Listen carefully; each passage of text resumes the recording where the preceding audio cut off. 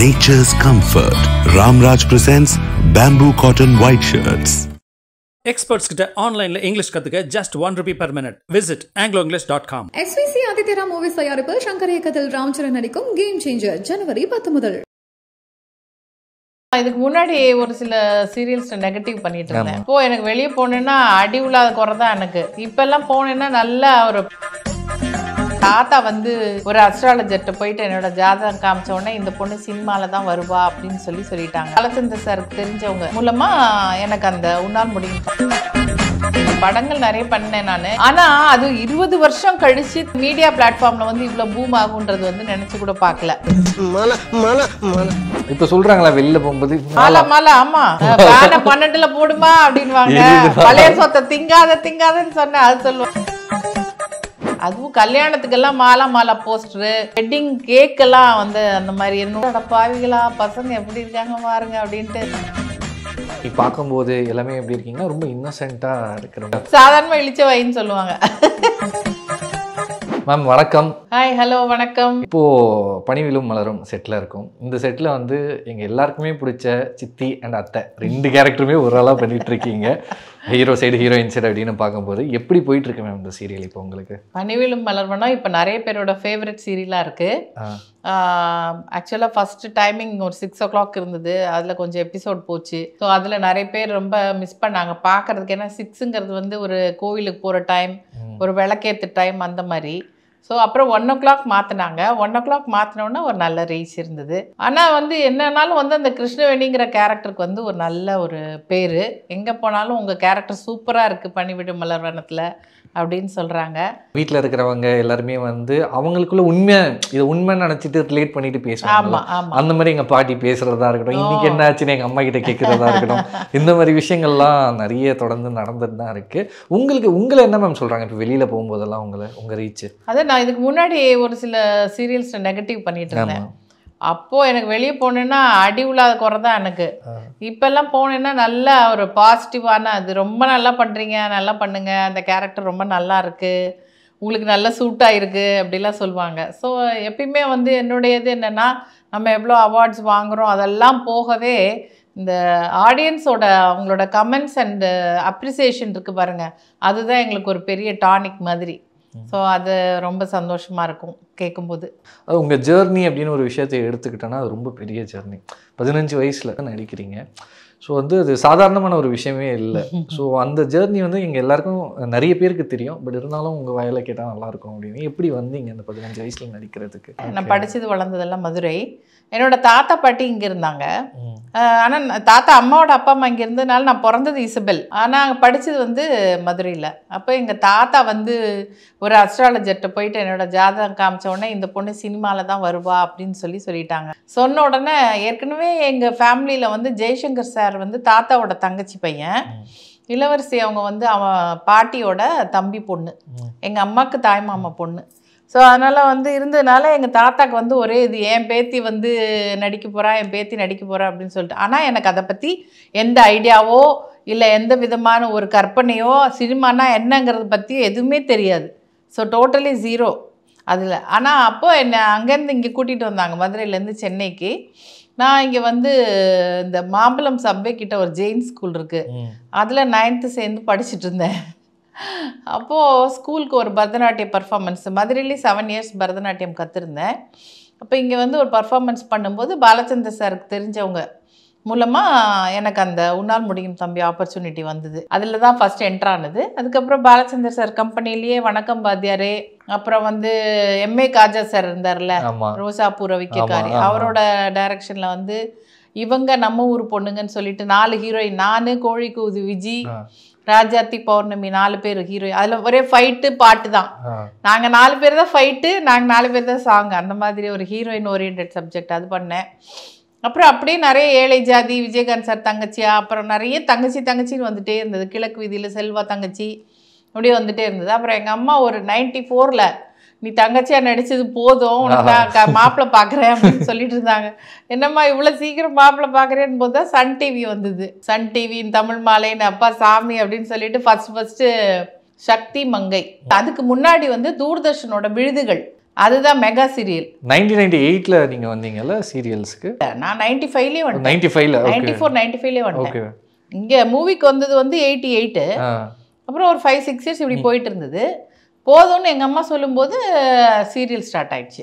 அப்புறம் அப்படி ஸ்டார்ட் ஆனால் தான் தொடர்ந்து கிட்டத்தட்ட ஒரு 50 மெகா சீரியல் பண்ணியிருப்பேன். இப்போ ஒரு 60 மெகா சீரியலுக்கு மேலே பண்ணியிருப்பேன். ஒரு 40 படம் பண்ணியிருக்கேன். அப்படியே கடவுளோட அருளோட அப்படி போயிட்டே இருக்கு. எல்லா டாப் ஹீரோஸ் கூடயுமே மெஜாரிட்டி ஆஃப் எல்லாரும் கூட ஓரளவுக்கு எல்லாரோடையும் பண்ணியிருக்கேன். இப்போ இருக்கிற ஹீரோஸோட நடிக்கல. ஏன்னா நான் அப்போ வெளியே வந்துட்டேன். மூவி ஃபீல்டை விட்டு வெளியே வந்து டிவி சீரியலுக்கு வந்துட்டதுனால இப்போது தனுஷ் சார், சிவகார்த்திகேயன் அவங்க, அப்புறம் வந்து பார்த்தீங்கன்னா கார்த்தி சார், அப்புறம் இந்த மாதிரி இப்போ இருக்காங்க இல்லையா? ஆமாம், அந்த அவங்களோட பண்ணல. மற்றபடி பார்த்தீங்கன்னா மாதவன் சார், அப்புறம் வந்து பிரபுதேவா சார், அப்புறம் விஜய், எல்லாரோடையுமே பண்ணிட்டேன். பட் இத்தனை ப்ராஜெக்ட்ஸ் நீங்கள் பண்ணியிருந்தாலுமே நிறைய ஐகானிக் ப்ராஜெக்ட்ஸ் இருக்குது. பட் இருந்தாலும் அதில் ஒரு ப்ராஜெக்டை வந்து இப்போது யாருமே மறக்க முடியாது. இப்போ நீங்கள் பேசும்போது கூட அந்த ப்ராஜெக்ட் பேரை சொன்னீங்க. அதுதான் மிடில் கிளாஸ் மாதவன். கரெக்டு. ஆமாம், அது படங்கள் நிறைய பண்ணேன் நான். இருந்தாலும் அந்த படம் பண்ணும்போது பார்த்தீங்கன்னா இந்த அளவுக்கு அது காமெடி வந்து வடிவேல் சார், விவேக் சார் பண்ணாங்கன்னா நிச்சயமாக அந்த காமெடி ஒர்க் அவுட் ஆகும். அது வேறு விஷயம். ஆனால் அது 20 வருஷம் கழித்து திரும்பியும் இப்படி ஒரு இதில் வந்து மீடியா பிளாட்ஃபார்மில் வந்து இவ்வளோ பூம் ஆகுன்றது வந்து நினச்சி கூட பார்க்கல. ஸோ இப்போ எங்கே போனாலும் வந்து யங்ஸ்டர்ஸ்க்கு, அதாவது 2K கிட்ஸ்க்கெல்லாம் பார்த்தீங்கன்னா இப்போ எனக்கு தெரியுது. பழைய ஆர்டிஸ்ட்லாம் பார்த்தீங்கன்னா நிறைய பேருக்கு தெரியாது. ஆனால் இப்போவும் என்ன தெரியுதுன்னு போது நான் ரொம்ப சந்தோஷப்படுறேன். பரவாயில்ல, இப்போவும் நம்ம வந்து ஜனங்க மத்தியில் இருக்கோம் அப்படின்போது அது எனக்கு ரொம்ப சந்தோஷமா இருக்கு. இப்போ சொல்றாங்களா வெளில போகும்போது மாலா மாலா மாலா, ஆமா மாலா 12ல போடுமா அப்படின்வாங்க. பழைய சொத்தை திங்காதன்னு சொன்னேன், அது சொல்லுவாங்க. ஸோ அதனால கண்டிப்பா இப்பவும் அது ட்ரெண்டிங்ல இருந்துட்டு இருக்கிறதுனால போற இடத்துல எல்லாம் கண்டுபிடிச்சிருவாங்க. சீரியல்ஸ் இல்லைன்னா மாலா மாலா, ரெண்டுல ஏதாவது ஒன்று. அந்த ப்ராஜெக்டுக்குள்ள வந்தது எப்படி மேம் நீங்க? அது வந்து நான் அப்போ சீரியல்ல பயங்கர பிஸி. 2000 நினைக்கிறேன். சீரியலில் ரொம்ப பிஸி நான். அப்போது எனக்கு கஜேந்திரன் சார் ஆஃபீஸ்லேருந்து, அதான் கேஆர்ஜி மூவிஸ், அது அவங்கக்கிட்டேருந்து எனக்கு வந்து இது வந்தது, அழைப்பு வந்தது. சரின்னு சொல்லிட்டு பிரபு சார் தங்கச்சியாக கமிட் ஆகிட்டேன். டேட்ஸ் வந்து அப்போ வந்து பிஸியாக தான் இருந்தேன். சரி எப்படிடா மேனேஜ் பண்ணிக்கலாம், படம் விட வேண்டாம் அப்படின்னு சொல்லிட்டு ஹே சிரின்னு ஒன்று. அப்போ சரின்னு சொல்லிட்டு பார்த்துக்கலாம் அப்படின்னு சொல்லிட்டு கமிட் ஆகிட்டேன். பார்த்தா அப்போ தான் அத்தம்மான்னு சொல்லி ஒரு தெலுங்கு சீரியல் சோலைராஜா சார் டைரக்ஷனில் போயிட்டுருக்கு, இதில் சாலிகிராமத்தில். அப்போது நான் ஊர்வசி அக்கா, ஊர்வசி மேம்லாம் பண்ணிகிட்டு இருந்தோம் சீரியல் வந்து.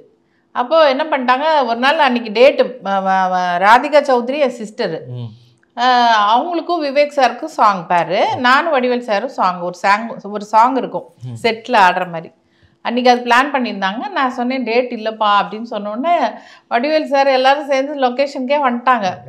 உடனே எல்லாருக்கும் ஐயோ என்னடா அது, உடனே ஊர்வசிக்கெல்லாம் கேட்டாங்க என்ன இவ்வளோ தூரம்னு. இந்த அம்மா கூட்டிகிட்டு போகிறதுக்கு தான் வந்திருக்கோம் அப்படின்னோடனே சோலைராஜா சார் சரி போயிட்டு வாங்க அப்படின்னு சொல்லி அனுப்பிச்சி விட்டார். அப்படி போய் தான் அன்றைக்கி அந்த சாங் பண்ணேன். அப்புறம் ஒரு வழியாக நல்லபடியாக அந்த படத்தையும் முடிச்சு கொடுத்துட்டேன். பிரபு சார் தங்கமானவர், எல்லாம் அந்த படமே மறக்க முடியாத ஒரு நல்ல எக்ஸ்பீரியன்ஸு. அந்த டைலாக் வந்து வடிவேல் சார் அவரோட வேர்ஷனில் நாங்கள் கேட்டிருக்கோம். பட் நீங்கள் அந்த டைலாகை பேசினா இல்லை, ஃபேனை 12ல் வெய்ய, 12ல் எங்கெங்க வைக்கிறது, இருக்கிறதே 5 தான், 5ல் தான் ஓடிக்கிட்டு இருக்கு அப்படின்னு சொல்லிட்டு அது ஒரு டைலாக். எரியதடி மாலான் போது தான் அவங்க வந்து குத்தால அருவியில குளிச்சது போல் இருக்குதான்னு எங்கள் அம்மா ரேவதி சங்கரன் அம்மா வந்து இது கொடுப்பாங்க ஜூஸ். அதில் எல்லாமே ஒரு சீனுமே நல்லா இருக்கும். நீங்கள் எதிர்ப்பு யாருமே செட்டில் இருக்கவங்களுக்கு தெரியாதுல்ல, இவ்வளோ வருஷத்துக்கு அப்புறமா இந்த ஒரு விஷயம் வந்து நினச்சே பார்க்கல.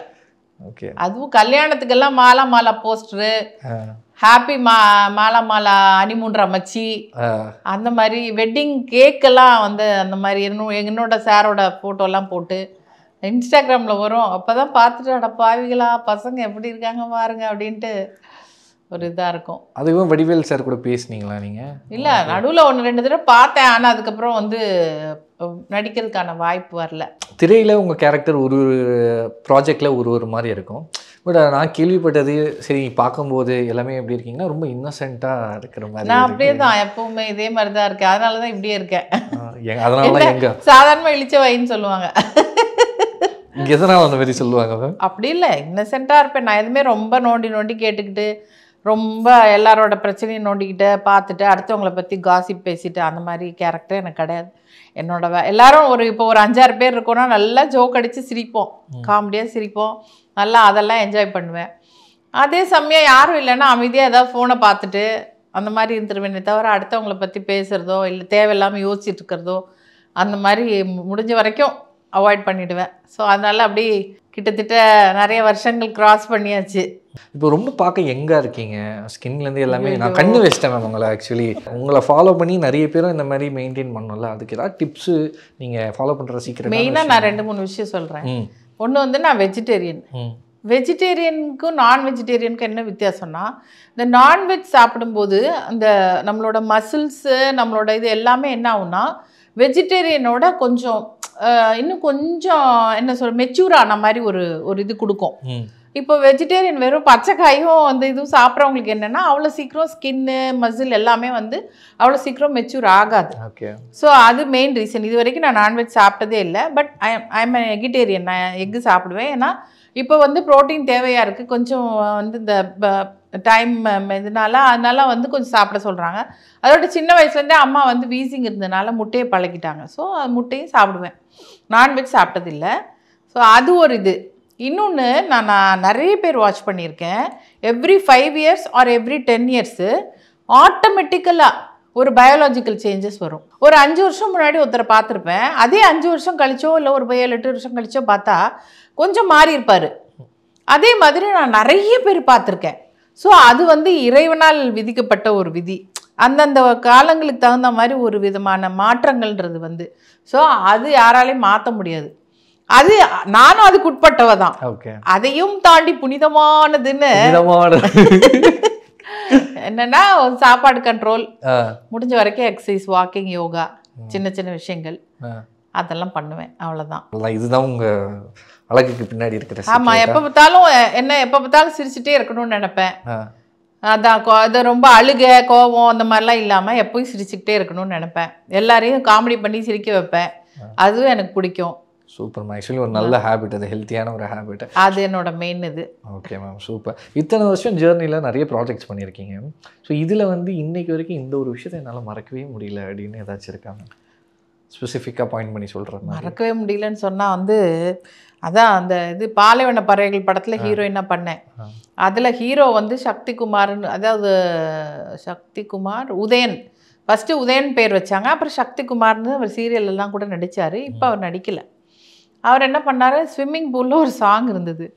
எனக்கு ஸ்விம்மிங் தெரியாது ஆக்சுவலாக. நான் சொல்கிறேன் எனக்கு ஸ்விம்மிங் தெரியாதுப்பா பார்த்துப்பா அப்படின்னு சொன்னேன். அவர் வேணுன்ட்டே என்ன பண்ணிட்டாரு, என்னை பிடிச்சி உள்ளே இழுத்து விட்டார். எனக்கா மூச்சு திணற ஆரம்பிச்சிச்சு. இன்றைக்கி காலிடா அப்படின்னு நினச்சேன். அப்புறம் கடவுளேன்னு சொல்லிட்டு கையை அப்படி தூக்குனோன்னா பார்த்தா திடீர்னு ஒரு கை வந்து என்னை மேலே பிடிச்சி இழுத்துது. அது யார் என்னன்னா எனக்கு தெரியல. அப்போ மேலே வந்துட்டு கேட்குறேன், யார் என் கை பிடிச்சி இழுத்தானோன்னே இல்லையேன்றாங்க. நாங்கள் இல்லை நீங்கள் இல்லைன்றாங்க. சரி எப்படியோ நம்ம உயிர் பொழைச்சா அது வரைக்கும் சந்தோஷம். அப்போதான் நினச்சேன், கடவுளே எப்படியோ காப்பாற்றி விட்டேன். இல்லைன்னா இந்நேரத்துக்கு பல வருஷம் ஆயிருக்கும் புல்லு முளைச்சி. அதுவும் எனக்கு மறக்கவே முடியாது லைஃப்பில் எனக்கு. அது இல்லாமல் நிறைய திருவிளையாடல் புராணம்னு ஒரு சீரியல் பண்ணேன் சன் டிவிக்காக. அதில் வந்து ஹார்ஸ் ரைடிங்கு, அதில் வந்து ராணியாக பண்ணேன், அரசியாக பண்ணேன், தடாதகை பிராட்டியாராக பண்ணேன். ஸோ அதில் ஹார்ஸ் ரைடிங்கு, தர்பாரில் உட்கார்றது, டயலாக் தர்பாரில் உட்கார்றது மட்டும் பெருசு இல்லை, பக்கமாக மைத்தலாஜிக்கல் டயலாக். அப்போ ப்ராம்ப்டிங்லாம் கிடையாது, மனப்பாடம் பண்ணி பேசணும். ஸோ அந்த இது அதெல்லாம் மறக்க முடியாது. அப்புறம் வந்து இதில் ஒரு தூர்தர்ஷனில் ஒரு சீரியல் பண்ணேன், வாழ்க்கைன்னு, சுபலேகா சுதாகர் சாரோட. சூப்பர் கதை, அது மறக்கவே முடியாது. நல்ல நான் நடிப்பில் வந்து என்னையே கொஞ்சம் நான் இது பண்ணிக்கிட்டது அந்த சீரியல். ஸோ இதெல்லாம் என்னோடய லைஃப்பில் மறக்க முடியாது. அப்புறம் இப்போ மிடில் கிளாஸ் மாதவன், உன்னால் முடியும் தம்பி என்னோடய ஃபஸ்ட் என்ட்ரி. அப்புறம் நிறைய படங்கள், பூவே உனக்காக, விஜய் சாரோட பண்ண படங்கள் ஒரு 2-3 படம். அப்புறம் அஜித் சாரோட 2-3 படம், காதல் மன்னன், ரெட்டை ஜட வயசு. அப்புறம் பூமகள் ஊர்வலம் வந்து ஹீரோ, இது பூமகள் ஊர்வலம் ஹீரோ வந்து பிரசாந்த் சார். எல்லாரோடையும் ஓரளவுக்கு எல்லாருமே டாப் ஸ்டார்ஸ் அவங்க இது பண்ணிருக்கீங்க. கடைசியா ஒரே ஒரு விஷயம் நல்லா பேசுறீங்க, அப்படி ஒரு பாட்டு மட்டும் பாடினீங்கன்னா. யமுனை ஆற்றிலே ஈரக்காற்றிலே கண்ணனோடு தான் ஆட பார்வை பூத்திட பாதை பார்த்திட பாவை ராதையோ வாட. Thank you so much. Thank you so much. Nature's comfort. Ramraj presents bamboo cotton white shirts. Experts கிட்ட ஆன்லைன்ல இங்கிலீஷ் கத்துக்க just 1 rupee per minute. Visit angloenglish.com. SVC ஆதித்யரா மூவிஸ் தயாரிப்பில் சங்கர் இயக்கத்தில் ராம்சரண் நடிக்கும் கேம் சேஞ்சர் ஜனவரி 10 முதல்.